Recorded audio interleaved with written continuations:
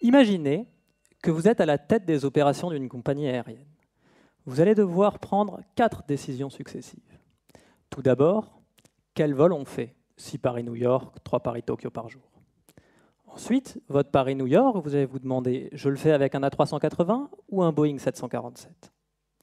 Une fois que vous savez ça, vous allez devoir vous demander avec quel avion vous faites quel vol, et donc construire les itinéraires de vos avions dans la carte des vols.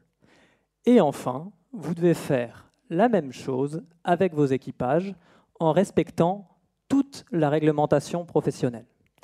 Alors si ça coûte le même prix que ce soit fait avec l'avion A ou avec l'avion B, pour ce qui est des équipages, vous avez des nuits d'hôtel, des heures créditées, etc.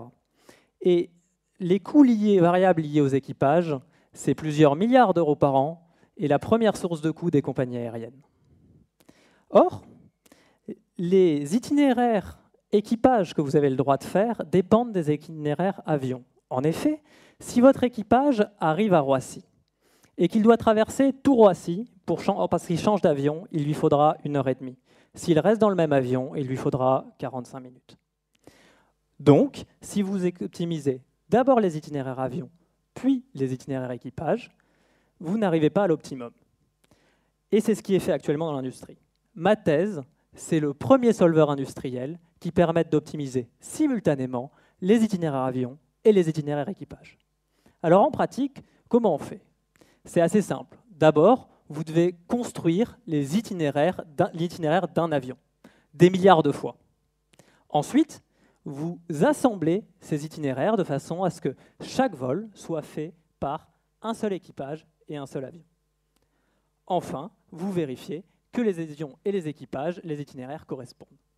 La raison pour laquelle on ne pouvait pas le faire jusque-là, c'est que la partie fabrication des itinéraires n'était pas faite assez vite. En développant un nouvel algorithme de plus court chemin sous contrainte, qui va beaucoup plus vite, on a pu faire le premier solver industriel. Vous me direz, tout ça, c'est bien beau, mais ce n'est pas l'expérience que moi, j'ai de la compagnie aérienne, qui est le retard. Or, le retard, il se propage le long des itinéraires des avions et le long des itinéraires des équipages.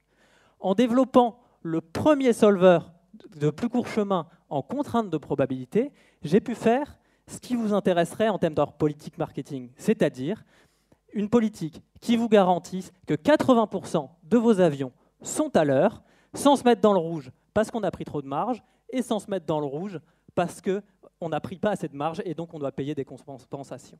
Tel est pour moi l'avenir de l'optimisation industrielle. Le big data qui nous donne des modèles pour prévoir le risque et une vraie optimisation comme vous la voulez.